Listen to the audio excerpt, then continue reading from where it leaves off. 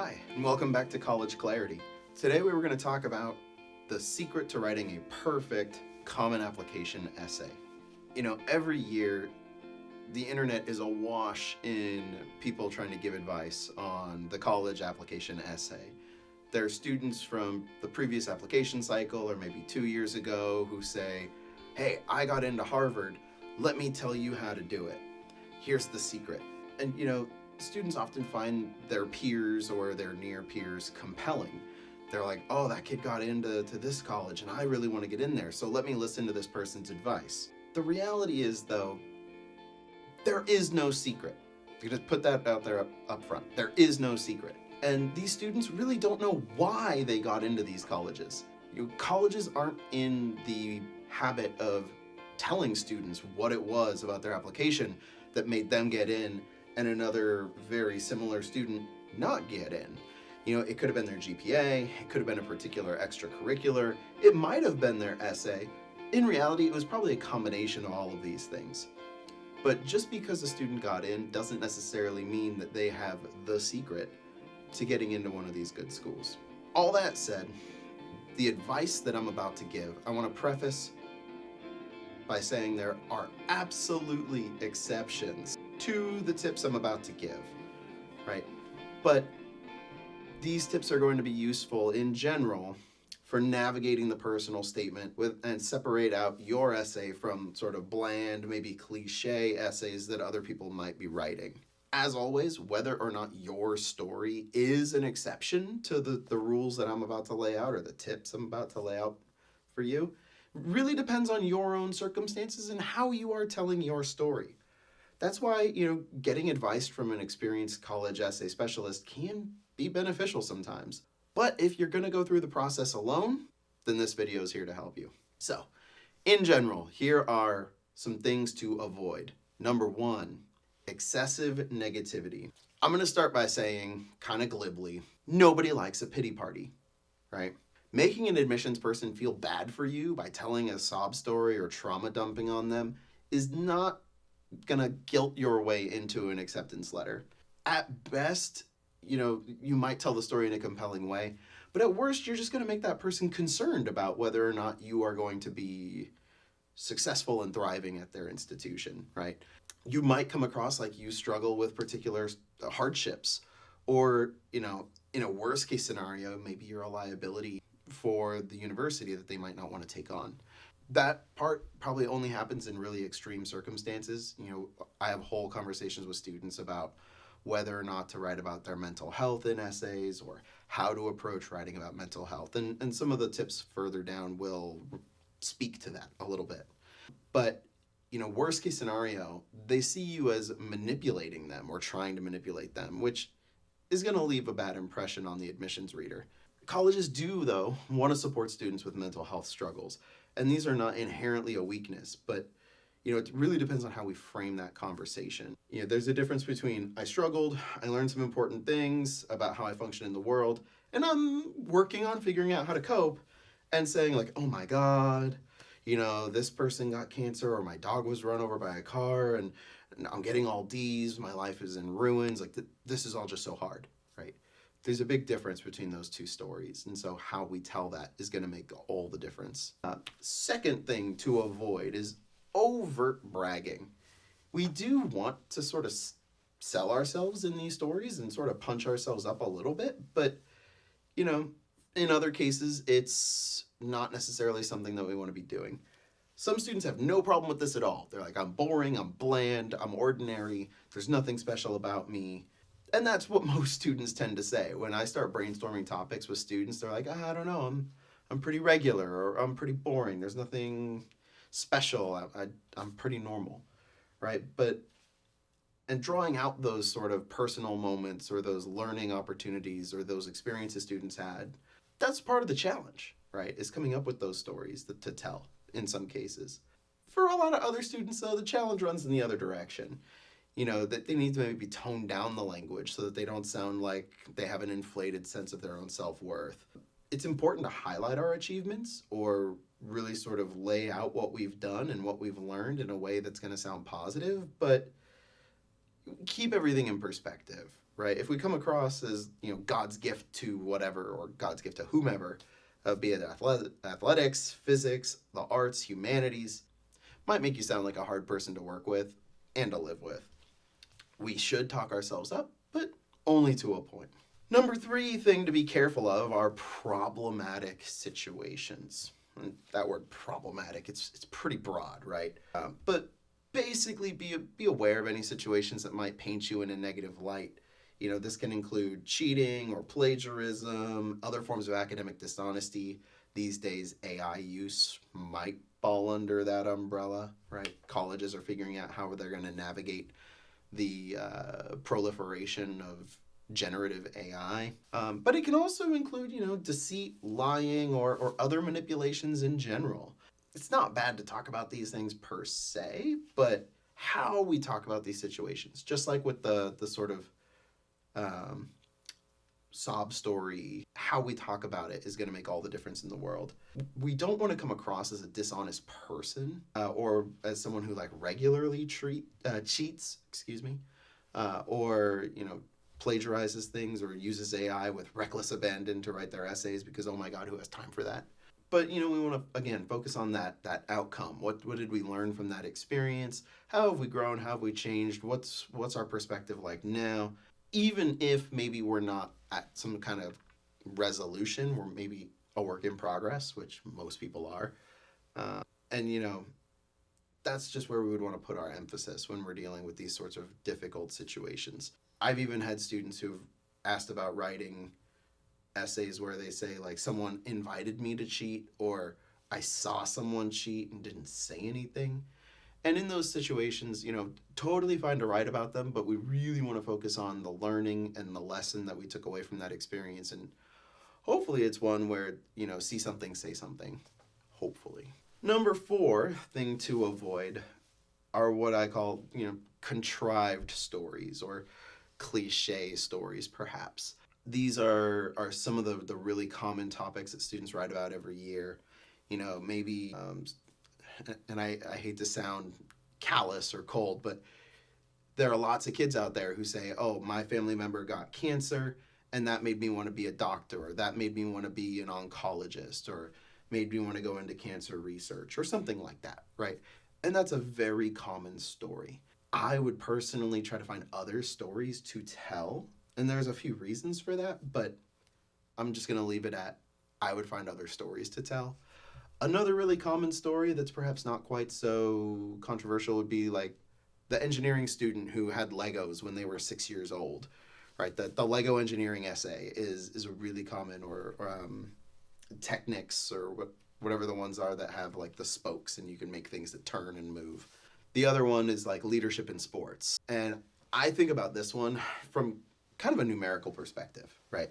So if there are about 10,000 high schools, and sorry, I've got notes to help me with the numbers. So if there's 10,000 high schools in the US and each school has baseball, basketball, volleyball, tennis, track field, football, probably soccer, probably swimming, maybe water polo, not always, plus some other sports, let's say that there's 9 sports, 17 total if you double them up for gender.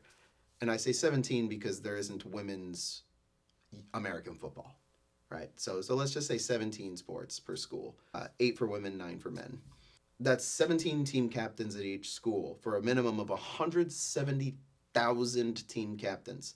And that's excluding club sports. That's just at school, right? So that's 170,000 team captains. That also excludes co-captains, because we know that happens too. So more than 170,000 people who can write about leadership in sports. It's a lot of people.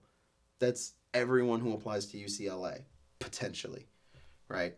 There are also some potential cultural stories or ethnic stories, immigrant stories that are also very, very common to tell, that I see a dozen times every single year, right? And so we just need to be mindful of these things. This is where some of those exceptions come in, where, if you can get really specific and really detailed and unique to you, then that story might come out okay, even if the general topic is a little bit more cliche or more overused.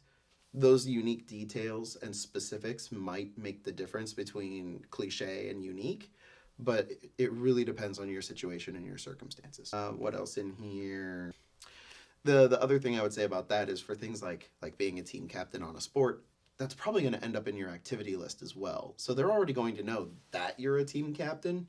So unless you can tell them something unique about your experience as a leader on the team, all you're really doing is writing an essay saying, "Yo, I'm captain of this team," and they're already going to know that from your activity list. So maybe tell them something else about you that's a little deeper, right? Let's see. Number 5. Here we go. Knee-jerk deleting. And the subject of this tip veers off sharply from the other topic or the other tips, right? The previous ones were all about content and what kinds of stories you tell or how you talk about them. This one's more of a writing process tip. So I really, really encourage students not to just like haphazardly delete things. Create a separate Google Doc, call it whatever you want, your repository, your library, your junk drawer. I've had some kids call it like the essay dumpster, whatever you want to call it. And anything that you're going to remove from an essay, just plop it down in that other document and hold on to it, because you never know if that might come in handy for another essay down the road. You just don't want it in that particular essay that you're writing in. And if you do delete it, you can go back through the Google history and find it, but then you're going through every single revision that you've ever made on this document for the last 2 months, trying to find that one paragraph, and that can be really tedious. It's better to just have another document where you save all of those things.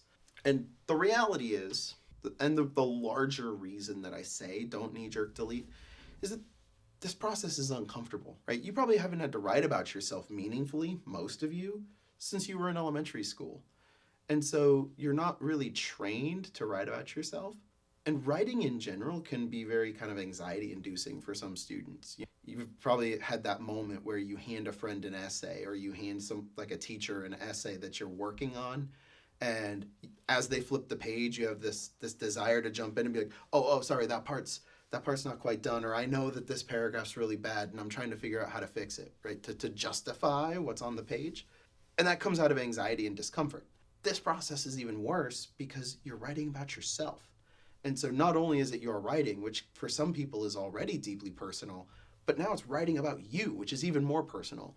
That's going to ramp up your anxiety about sharing those words with people. And and the other reality is, for most of us, we are our own worst critics. And so you're going to read something and you're going to say, oh, that's cringe, or that's terrible. I'm just going to delete it and get rid of it. No one's ever going to see it. No one needs to know that those words came out of my head. Like, ugh, gross, right? But in reality, maybe that paragraph was garbage, but there might have been a sentence in there or an idea in there that might have been really intriguing to a reader. And if you let someone else see that sentence or see that idea, they might have said, yeah, I agree, we don't need most of this, but that part, like, tell me more about that part. Maybe that part blows up into its own essay, or really veers your essay in a different direction that might be unique or different, or that's something that you hadn't thought of before, because you're just like, oh, that's not important enough for me to write about, right? And so I really, really encourage students not to knee-jerk delete, because this process is so personal, and because most of us are our own worst critics. We're not in a place to objectively look at our writing and say, yes, this is good, yes, this is bad, or no, this is bad, right? Someone else needs to do that for us. And so, again, this is where having either a trusted adult or a college essay professional helping you give that slightly more objective perspective can be really beneficial, right? Number 6, things to avoid. Excessive thesaurus use. For some of you, there will be a tug to go to the thesaurus and punch up your vocabulary, make yourself sound smarter, right? That's me pushing up my glasses. Thankfully, I don't wear glasses, but I do wear sunglasses, and I have to do that. The reason we don't want to use a thesaurus too much is that we want to sound like us. We want to sound like ourselves.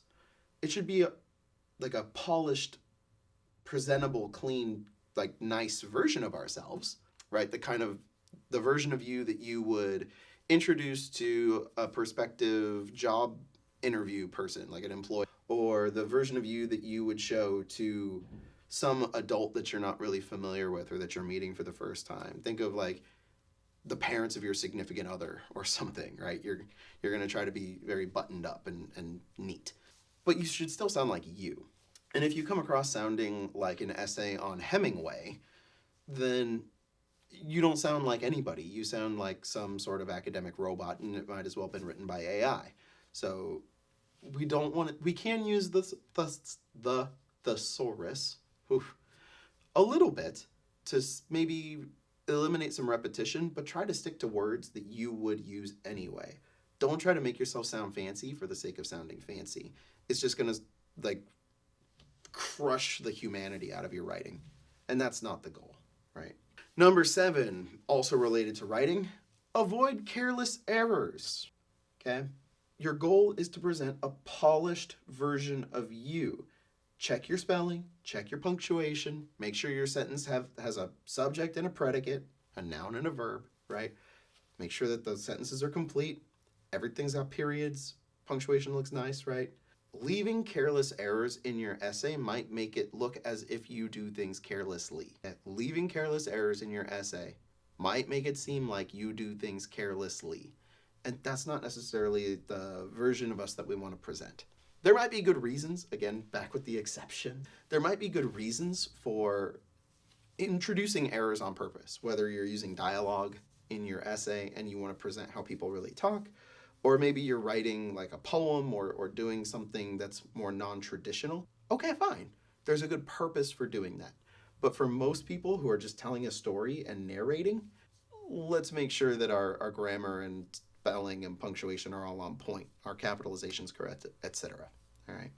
And lastly, number 8, and this one's maybe a little bit more controversial, and that's reading other samples. Okay? I get pushback from some people on this, and I can completely understand why. Some people argue that there's value in reading other essay samples.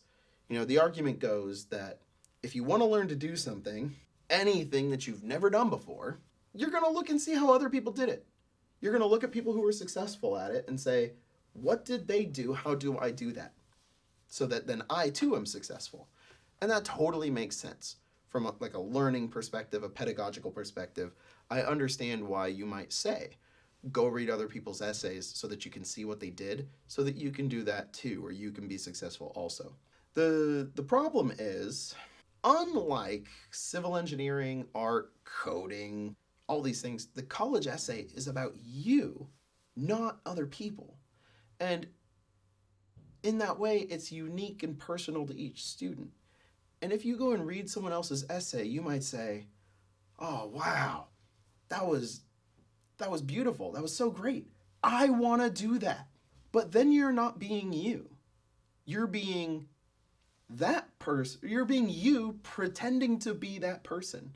Or you are filtering yourself through who you think that person is, judging from their essay. Right? And so it's very easy to read someone else's writing, read someone else's personal statement, and say, oh, wow, that was so creative. I want to do that.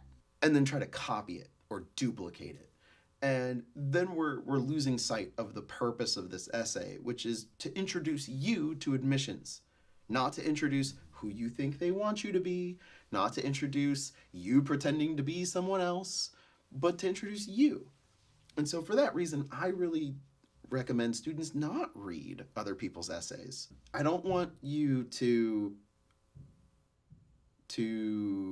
think that you have to present yourself in a particular way in order to be successful. You should present yourself authentically, truly, and in your own voice. And that's what makes you successful, right?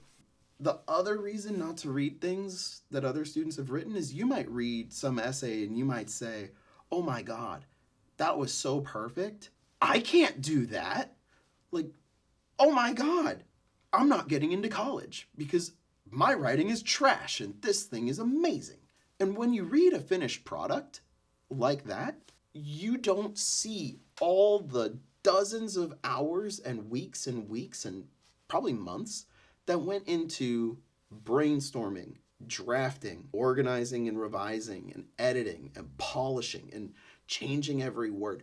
You're not seeing any of that evolution. You're just looking at the finished product and saying, I can't do that. And so for some students, it can be intimidating and it can kind of like shut us down to possibilities. And so I don't want you to do that to yourself either, to sort of like psych yourself out into thinking like, oh my God, I can't do this. And again, to go back to the world of exceptions, there are students where this advice does not apply. I have given students other people's essays to read, but I've always given them that essay to look at one specific thing. I've wanted to say, look at how they structured the introduction. Look at how they did the conclusion. Look at how they talked about this part. Look at how they moved on to the reflection, right? I give the student something targeted to focus on, so they're not just reading the essay and taking in the whole effect and saying, wow. There's always a purpose behind looking at it so that we can duplicate that one piece or figure out how we achieve that one piece that we're trying to achieve. And there are students who can do that all by themselves. And so if you are an excellent writer, or you are someone who can read other people's work and hone in on the things you like and then borrow and adapt and do that sort of stuff really, really cleanly, by all means, disregard my advice in this instance. But for most people, reading a sample without guidance will only make writing your own essay harder. That's it for the things that we shouldn't do. So now, rather than just saying, don't do this, let's talk about some things you should do, right? So, do these things instead. Number 1, highlight who you are, okay? In admissions, I've heard somebody talk about what we call the crumple test. And I thought that this was a fantastic thought experiment to use to judge our own writing, to judge our own essay. So, if you were to print your own essay out and crumple it up, and then throw it into a room full of other people's essays. No essay has a name on it. Let me just say that. None of the essays have names. You're crumpling up your essay, throwing it into a room full of other crumpled up essays. Could someone else who knows you very well read your essay and say, oh, this belonged to you. Here. Could someone else read it and identify you? And if the answer is yes, you did your job. Your essay is great. Because the whole point is to introduce you. And if someone else can read it and identify you in it, then it does its job, right? So again, this is why we need to focus on stories and experiences that are unique to you. And write these experiences out in your own words. These don't have to be curing cancer moments. They don't have to be these big monumental achievements. Winning the script spelling bee, winning a national speech and debate competition, winning the robotics tournament, hitting a grand slam that wins nationals in baseball or softball. These can be little moments. This could be something as simple as having a conversation with somebody at the bus stop every week because you ride the bus to go volunteer every Thursday and this person's always taking the bus to work or something, right? Emphasize your specific experiences, interests, background with what you write about. Make it unique to you. Ensure that your essay sends a clear message to admissions about who you are, what you value, what experiences you have that have made you the way that you are today. And don't feel pressured to make it about some big monumental achievement. This goes back all the way to overtly bragging, which I think was number 3, right? Like, you don't need to brag about yourself. You need to talk about who you are as a person beyond all the grades and extracurriculars and things, right? These small moments can be just as telling about our character as those large moments. Number 2, kind of related to number 1, demonstrate maturity, all right? Maturity involves making mistakes, owning up to them, and learning from them, right? It involves discussing hardship, not in a way that makes you seem like a victim, but in a way that explains who you are, why you have the background you do, and why you are the way you are today as a result of the experiences you've had. Don't be afraid to discuss setbacks, challenges, failures. You tried something new. You pushed your boundaries, got out of your comfort zone, talked to somebody that you had never thought of talking to before, right? Whatever the experience is, you're pushing yourself. And it's okay to trip up, to fail, to make mistakes in those moments, as long as we reflect on those things and learn from them, right? And failure itself is not bad. It's how you bounce back from failure. That's what matters, right? And on the flip side, for those of us who are more fortunate, whether we, our families are stable financially, or we're in a wealthier environment or situation, we don't worry about like where our next meal is coming from. We don't have to ride the bus. No one in our family has cancer or anything like that to deal with. Recognizing those blessings, those benefits, is also a form of maturity, right? And maybe you've gone out of your way to help some other people who are less fortunate than you, who aren't as lucky to be in a situation. Right? And maybe not. But whether we're dealing with challenges or acknowledging that we haven't faced very many, how we talk about these moments says a lot more about us than the moment itself. Okay. And again, related to number 2, just sort of chaining these things together. Number 3, focus on the growth and the lessons learned. Okay, I've said this over and over already. Whether it's been contrived stuff, problematic situations, focus on the learning moment. Focus on the growth. This goes back to the maturity thing, right? Anything we talk about should come with a lesson learned. And the majority of your essay should be spent on the learning, not on the trauma, not on the negativity. Okay? We are not trying to trauma dump onto the admissions people. It might feel cathartic to write 1,000 words about this problem or this situation that's really been bothering you for a while, but at some point we need to trim that down to being like 15% of our essay, and the other 85% needs to be on the solution, the growth, and the learning. Yeah. Number 4, write more than you need. Sounds weird. Write more than you need. Most of these essays are between 350 to 500 words. There's a couple 650s or 700s. There's a couple 200s.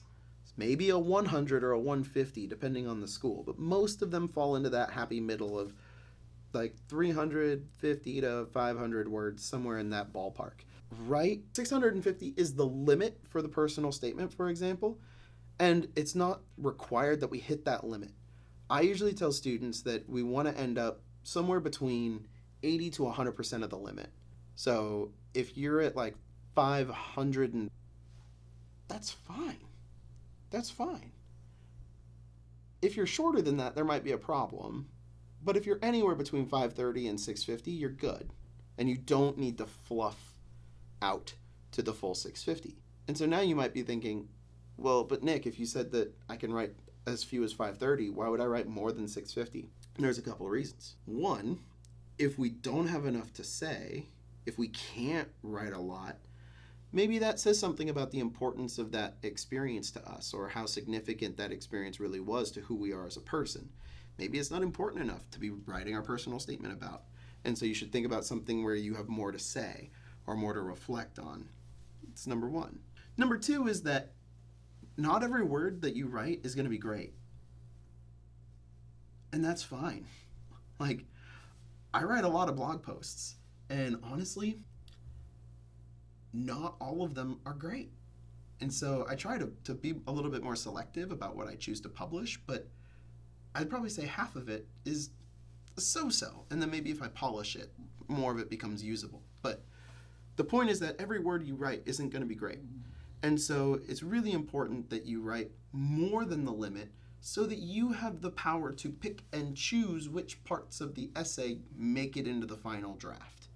If you only write 530 words, you are married to every single word that you put in there, and you have no choice to replace it unless you write more, which is why I say write more. Write everything out. Get all the ideas, be specific, be detailed, be clear. Don't fluff, but get all the information out. And then you have the power to pick which pieces of information are most salient or most relevant. And then you can organize the essay however you want, trim it down until you only have the parts that are the most important. Somebody said this once to me, and I thought it was so smart, and I try to embody it in everything that I do. And that's, perfection is not when there's nothing else you can add. Perfection is when there's nothing else you can take away, and you're kind of just left with this core thing, right? And I loved it. Do I want a device that does 8 things mediocrely, or do I want a device that does one thing really well? I would rather have the thing that does the one thing really well, so that I know it does exactly what I want, it does it perfectly, and maybe it's like maintenance free, versus the device that does 8 things. Like, it might sound super cool, but what if it doesn't do any of those things particularly well, and it breaks a lot, and it's kind of a pain in the butt to use? I would much rather have the one sort of perfect solution. And this is true of our writing as well. Like, if there are ideas in our essay that aren't really relevant to the core message we're trying to convey, that might lead the reader off on a false path. Better to be able to cut it out and just focus in on what we need. But in order to focus in on what we need to put all the information out on the table first.